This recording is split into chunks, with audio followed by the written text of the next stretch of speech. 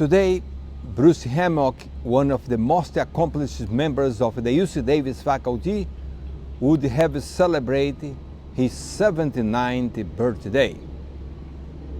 In this video, Bruce's friends, colleagues, collaborators, and former students pay tribute to his extraordinary life by sharing memories that keep his spirit alive. I recorded many of these interviews while wearing a t-shirt in Bruce's honor. During one of the first interviews, I asked the Professor David Call of the University of Hawaii, who learned about Bruce after his passing, to read the message on my t-shirt and share his thoughts about it. Yeah, the shirt is beautiful. The world was a better place because Bruce was in it. It's very telling, and it's very appropriate for such a giant of science and humanity. In reading about this man, I got a sense that he was humble, yet visionary. He was kind and rigorous, and he was helpful, and he was intellectual. And when you put those qualities together, he was a scholar second to none, and the world was a better place because Bruce was in it. I had the privilege of co-teaching insect physiology with Bruce Hammock. As the more junior faculty member, I organized the syllabus and the class schedule and always look forward to attend Bruce's lectures. He had a remarkable ability to put students at ease from the very beginning, often open each lecture with his characteristic warmth and humor. Anyway, I'm Bruce Hammock. I put my name up there so I can remember it if I forget. I also put where my office is so I can remember how to get back to it. Like Walters, I'm on the flood zone of Briggs Hall, but it looks like we're not going to have rain, so you don't have to worry about drowning in the basement. I'm around most of the time, and I love to talk to you. You're welcome to email me, but since I get 150 or so a day, and I drag through them methodically, it may be several days before I answer it. So seeing me is probably a better thing to do than email me.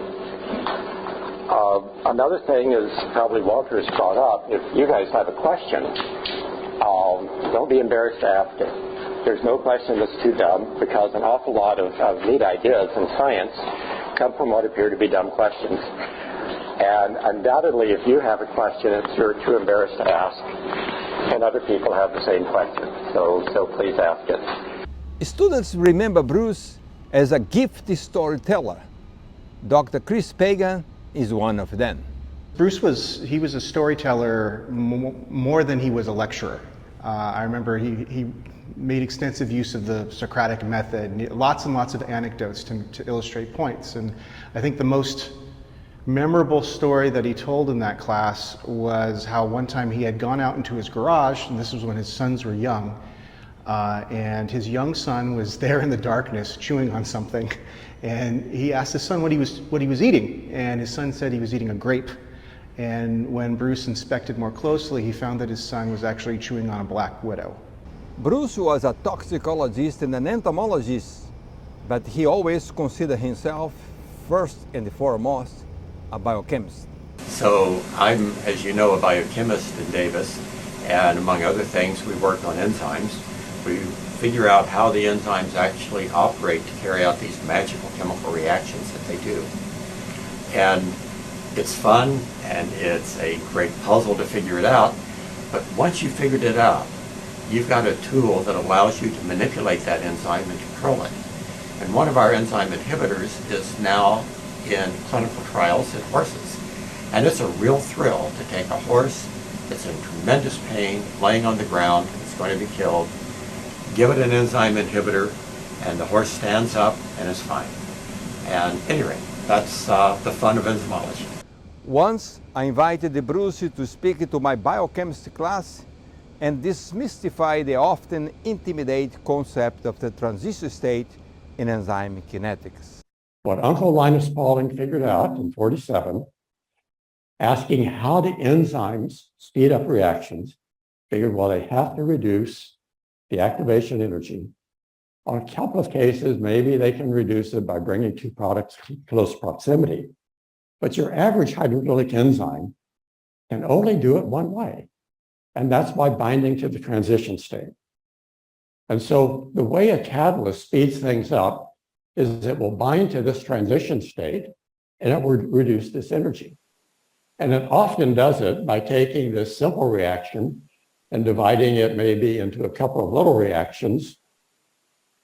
And each of these would be a transition state. And what was so brilliant about this was that it was so simple, but nobody had thought of it before Linus Pauling, and it completely changed how we think of enzymology. But he didn't publish it in Journal of Biological Chemistry.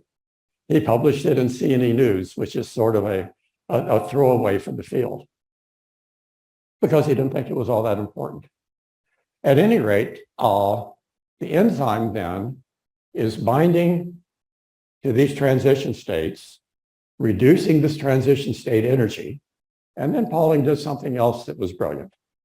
And that is just using really simple algebra, even algebra that I can understand. He asked how tightly this enzyme have to bind to this transition state in order to get the rate acceleration that we see as starch goes to sugar. It turns out that it has to bind with a phenomenal affinity. So maybe it's binding 10 to the 5th to 10 to the 10th, better than the substrate or the product. Bruce started his faculty career at the University of California, Riverside. He was recruited to UC Davis through an extraordinary effort of then entomology chair Bob Washino and the Dean of College of Agricultural and Environmental Science, Charles Hess, as recalled by Professor Emeritus Carl Qualsett, who was serving as Associate Dean at that time. I remember Bob Washino came to my office as an Associate Dean, and I was an Associate Dean for subject matter areas in plant science and pest and disease management. So I was the liaison from the departments to the dean, and the dean, Bob Washino, talked about bringing Bruce Hammock from Riverside to Davis, and so we went to see the dean, Charlie Hess, immediately and talked to him about this opportunity. And that's what it had to be. It had to be an opportunity because there were no positions open in entomology for Bruce to fill. So they created an opportunity position, and eventually Bruce was moved to Davis, and the rest is history, you could say. I always thought that every faculty member on this campus or any other campus should serve as a department chair for at least a year so that they can appreciate what it takes. Space was very limited in those days for departments, and I had a new faculty member who needed a laboratory. Was quite a challenge for the departments, and it created some anxiety in administration as well, because then they would try to take some little space from one department, give it to this department, and finally fit these people in to do their research. So Bruce was fit in, and I think that he was a very accommodating faculty member too, that he could work under adverse conditions while he was getting started here. Professor Dave DeLinga of the Ohio State University competed with Bruce for the faculty position at UC Riverside. Here, he shared his thoughts and memories that immediately come to mind when he thinks of Bruce Hammock. Well, there are a couple things that come to mind when I think of Bruce, and it was clear that he was an absolutely outstanding scientist from the beginning. He just started off at the bang, and had an absolutely illustrious career. And one of the ways that shows how much respect he had within the field is his early election to the National Academy of Sciences. As many of you probably know, it often takes several years from the time a person is first nominated for membership until they may eventually become elected. Bruce was nominated and elected right away in the very same year. So that happens very, very seldom.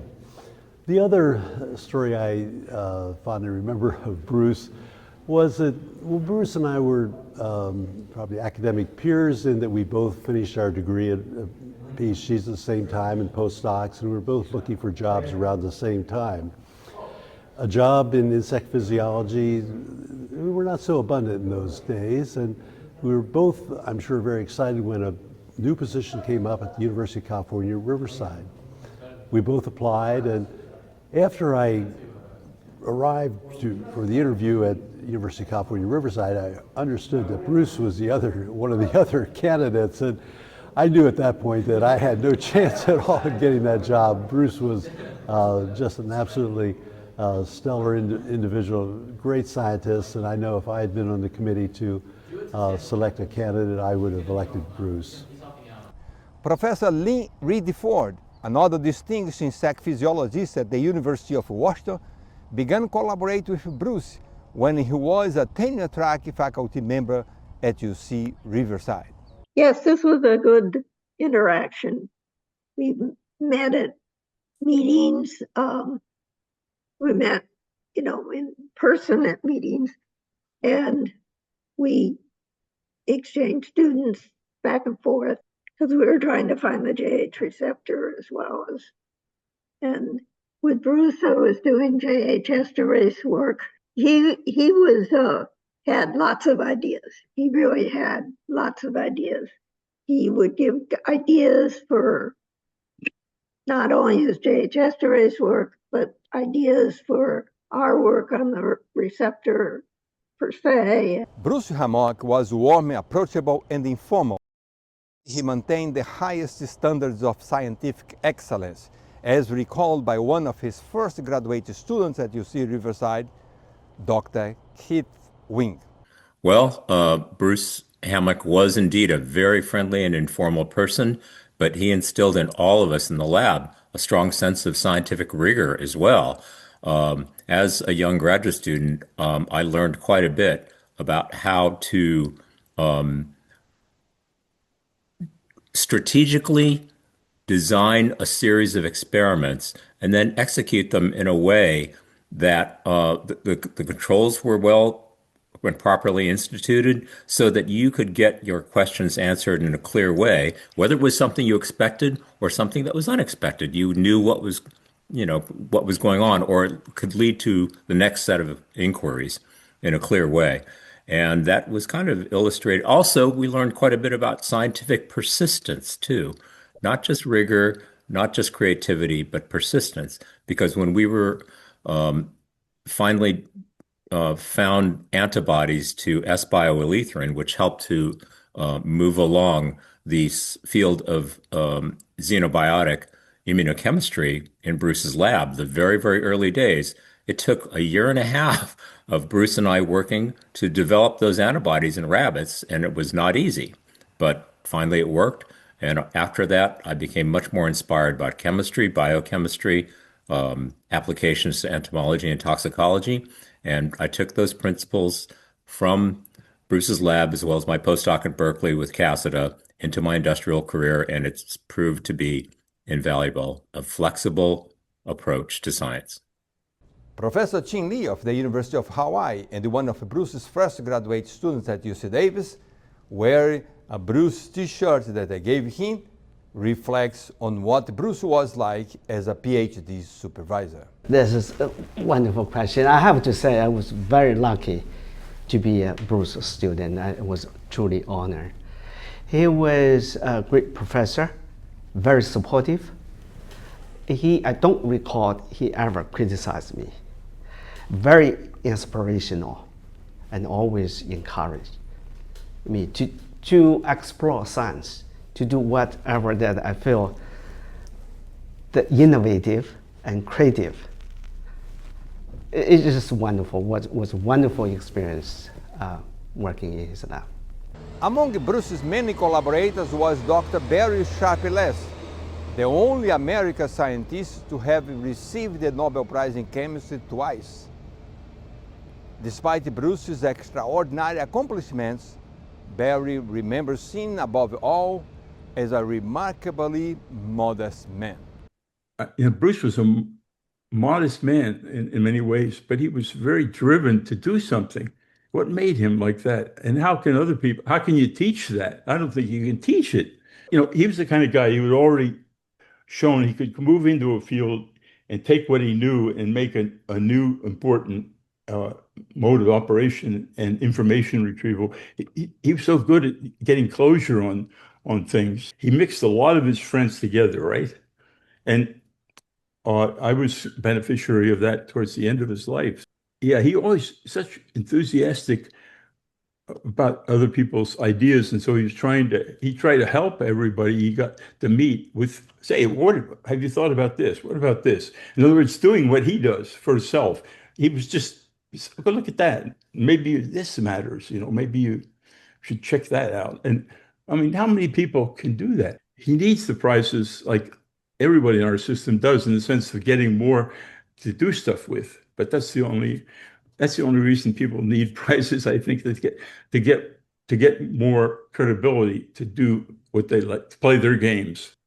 And yet he loved people, and he loved to go out in nature, and he loved excitement and kayaking. I mean, Christ, he's lucky at his age. He didn't get killed out there on one of those big California rivers, right? No one knows more about Bruce's kayaking adventures than distinguished Professor Joel Hess, a former neighbor and the professor and chair of the Department of Mathematics at UC Davis. Indeed, Barry, Bruce loved to introduce his colleagues, students, and friends to the rivers of California. We spent many summer weekends having a wonderful time paddling California's waterways. The American, Mokelumne, Trinity, Truckee, Carson, Sacramento, and Klamath rivers. Conversations about science and academia were interspersed with moments of pure terror at rapids such as Satan's Cesspool, Troublemaker, Bouncing Rock, all of which we ran upside down. Bruce was always good for a drawn-out story, such as about the time he took his new bride Lassie on an inner tube adventure on the Eel River, in which she spent several minutes recirculating in a rapid called the Hold at 8 Chicago. Despite this, they continued to be happily married, though Lassie didn't join future river trips. An extraordinary scientist and an extraordinary person, the world needs more people like Bruce. Bruno Nachgale, another distinguished professor in the Department of Mathematics, remembers Bruce from the time he arrived at UC Davis more than 30 years ago. Yes, I remember him from the very beginning. I came to UC Davis 30 years ago. I met him first, I think it may have been a 4th of July party at Joel Haas and Abby Thompson's house, two colleagues in mathematics, who were neighbors of Bruce Hammock at that time. He was an absolutely fascinating person. And I remember that they had warned me in advance that he likes to participate in making fireworks on the 4th of July. And I don't remember much about the fireworks, but I do remember talking to him, the way he talked about science and his adventures in science, and the great sense of humor that he had about all things academic and UC Davis. I think he was an inspiration for many. It was clear that he had a large group of scientists around him, students, former collaborators, postdocs, and always enjoyed very much talking to him when I met him in the subsequent decades. We miss him a lot, and we will miss him forever. He was an essential part of the academic community at UC Davis, and it's too bad he's gone. Bruce teamed up with his then neighbor, pediatrician Dr. Bob Schultz, to pursue the shared fascination with the chemistry of fireworks, especially around the 4th of July. Hi, I'm Bob Schultze. I've been familiar with Bruce and Lassie and the children since Bruce came to Davis in 1980. I've enjoyed working with him and knowing him over the years. He was always a very collegial, friendly person, full of knowledge, willing to explain anything that somebody didn't understand.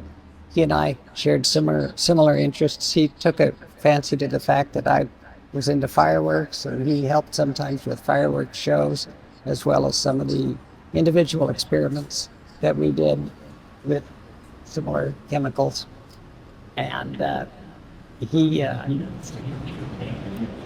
been in the neighborhood. He was only a block and a half from where we lived and where my son lives now. And I saw him shortly before he died, and he was as good and jovial and friendly as usual, and he told me about all of his plans that he was doing with his new research and new drugs.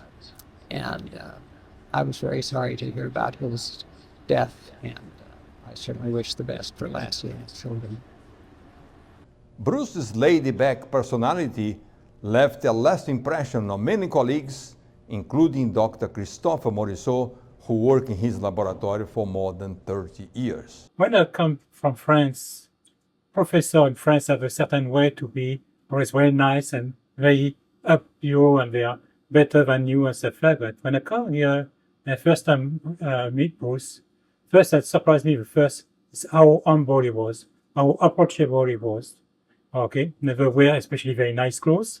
Okay, but it was always ready to speak about science, and whoever you are, he was there to talk to you about science, that you are high school kids or another professor. It was just very stuff. And it was what my biggest memory that I have of Bruce, how humble he was and approachable. Dr. Daryl Zeldin of the NIH's National Institute of Environmental Health Science remembers Bruce as an amazing collaborator. Bruce Hammock was an amazing collaborator. I first met Bruce in 1992 when I was a postdoctoral fellow at Vanderbilt working on studying the role of soluble epoxide hydrolase in the metabolism of bioactive lipids. I reached out to Bruce for some advice and input on a grant I was submitting, and he provided that input, but also offered to provide a variety of materials, antibodies, cDNAs, purified proteins, and various synthetic chemicals for my research project. I collaborated with Bruce for more than 3 decades. We published over 35 manuscripts together, and his mentoring, friendship, and scientific collegiality was extremely instrumental in my career and in the careers of some of my own trainees. So he will be greatly missed. Professor May Berenbaum, recipient of the National Medal of Science and the editor-in-chief of the Proceedings of the National Academy of Science, shares how she remembers Brucey Hammock. Well, I remember him with tremendous admiration and great fondness. He was kind of a hero, always kind to me, and kind to anyone who needed help, especially entomological help. He was remarkably broadly trained. Again, there are not many entomologists who venture into the vertebrate world. I am not one of them. I find that terribly, well, confusing and very daunting. But he was brave in his personal life, brave in his scientific career. Professor John Hildebrand of the University of Arizona, who recently completed his 2nd term as International Secretary of the National Academy of Science, remembers Bruce as a fellow insect scientist and an international rock star. Well, it's a pleasure to remember Bruce for this purpose. Thank you, Walter. You know, Bruce was a real star in his field. He was a toxicologist who specialized on insects and the pesticides related issues, but most importantly, I saw him as a fellow insect scientist who was just an international rock star in his field, but was such a humble, modest, gentle, generous, nice guy. Not the kind of person you thought would attract a lot of attention and honors, but despite the fact that he was so much not a self-promoter. He was elected to the National Academy of Sciences at the relatively young age of, I think, mid-50s, and that was about 26 years ago. I was stunned by that because it showed me that a really great scientist in a field related to mine could make it without being a self-promoter, and on the contrary, being a really humble and generous and very prolifically productive scientist. Bruce was just amazing, and it's very sad to me to think that he's gone. He's not gone in spirit. He's certainly with us, and what he contributed to the science is going to be forever in the literature and important for all of us in the field. So I think it's just splendid that you're remembering him, Walter, and thank you so much for including me. Distinguished Professor Emeritus Jimmy Carey describes Bruce in a single word. I first met Bruce Hammock when he moved up here from Riverside, although we did overlap in Berkeley. I didn't know him there because he was in toxicology and I was in a different area, biocontrol. But we've known each other about 40 years. We crossed paths many times. We were colleagues here in the basement of Briggs Hall, and so we'd stop in the hall and talk many times, go out to coffee and so forth. You know, if there's one word that would describe Bruce in my mind, it's magnanimous. He's one of the most generous and giving and kind people that I know. I know he's a giant in his field, but I was not in his field. But there's people that have far lesser achievements, and you can see their ego on Google Earth. I could never find Bruce's ego. He was just such a modest, generous person his entire career. And he's someone that I held in high regard, I still do, and was proud to call him my colleague and friend. Professor Robert Page, former chair of the UC Davis Department of Entomology and the Provost Emeritus of the University of Arizona, reflects on two traits that characterize Bruce Hammock. Bruce was really one of the most remarkable people I ever knew. And I think there's two things that really, in my mind, define Bruce. First, of course, was his science and his passion for it. And the second was his compassion for the people who he mentored and who worked for him. When he first discovered that he was likely to be dying, he was like 40 years old, I was chair of the department. He came into my office one day, sat down and said, "Rob, you cannot say this to anyone, but I have a genetic disease that will kill me before I'm 50 years old. It's taken every male in my family lineage, but you can't tell anyone. What I want you to do is I want you to be sure that when I'm gone, my people are taken care of, that my grants are used in a way that serves my people who work in my lab." The other story about his science is I saw him 2 or 3 weeks before he died. I went and visited him at his house in his backyard. He came out and he was so happy to see me, and also Kim Fondrick. We went together. And he sat for an hour and a half talking about science. He had some ideas of things that he thought I should look into. And he was doing this while he was gasping for breath and with an oxygen tank hooked up to him. But his science was on his mind to the very end. Distinguished Professor Emeritus Frank Zaylon highlights Bruce's generosity in supporting his colleagues. Bruce was always very generous in his thoughts about acknowledging awards that I got. Even though Bruce had done just about everything you could do in science, National Academy and all these other tremendous honors. And I would get some routine award, and he would leave me these little notes, and I just couldn't get rid of them because they would mean so much to me. And I put them in my desk drawer here, and I found one here just the other day, and and I can't remember what the award was, but he said, "When I think of who has revolutionized California agriculture, is the face of UC agriculture internationally, and has served UC well, one name is at the top, Frank." It says, "Thanks always, Bruce." And to me, that was more important than the award itself, coming from a person with the stature of Bruce. Bruce had a deep admiration for academic leaders who combine outstanding scholarship with exceptional leadership. That appreciation likely began with his mentor Larry Gilbert of the University of North Carolina at Chapel Hill. Larry distinguished himself both as a pioneer scientist and as an accomplished administrator. Throughout his career, Bruce held similar scholar leaders in the highest regard. The following video clip shows Bruce paying tribute to Harry Lue, former UC Davis Vice Chancellor for Research and distinguished Professor Emeritus. Like many, I had numerous interactions with Harris, but the enduring memory is meeting him right in front of Briggs for coffee, and he was so excited over his latest paper on COVID genetics that he was trembling. So he's been fun for a long time. It was always great to talk to Bruce about science, that's for sure. And anyone with nearly 100,000 citations, I'm going to talk to them about science. Bruce was an incredible character.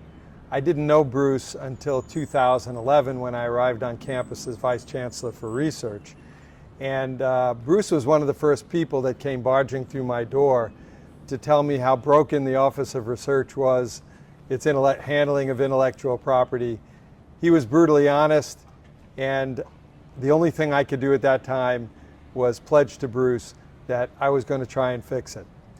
Well, over the next few years, I met with Bruce many times. Of course, there was the change from Arete to Icosis, and the thing that I most remember about Bruce in those days, before I got to know him better, was his absolute passion and commitment to the work that he was doing and the belief, the unshakable belief that the epoxy hydrolases, inhibitors of the soluble epoxy epoxide hydrolases were going to be valuable therapeutics. And there was absolutely nothing that anyone could do to shake his absolute conviction in the utility of that target. And over the years, we really supported Bruce in his efforts with his new company, with Icosis. We helped him with protection of intellectual property. And the most beautiful thing was, at the end of my term as Vice Chancellor, when Bruce came to me and he said, "Harris, you really did it. Thank you." It was the greatest reward I think I could have received from Bruce. My wife Beatriz once remarked that she often had trouble telling whether Bruce was joking or being completely serious. As it turns out, she was not alone. He is Professor Joanne Shu, chair of the Department of Entomology and Nematology, Bruce's home department. What comes to mind, he confuses me. Whenever I talk to Bruce, he makes a lot of jokes, but I can never tell whether he's joking or whether he's serious. So it took me some time to realize that very often he's joking. But you know, for me, especially when I'm new as an assistant professor, when I first met him, I didn't know that he's a joker and he has a sense of humor. So it took me a while to get used to talking to him. But I think when someone asks me, like, what is the one thing that, you know, comes to mind when it comes to Bruce, is that he confuses me. He's actually a very funny guy, and we all love him. Distinguished Professor Emeritus Tilahun Ilma of the School of Veterinary Medicine and the School of Medicine offers a powerful example of Bruce's unwavering commitment to supporting his colleagues.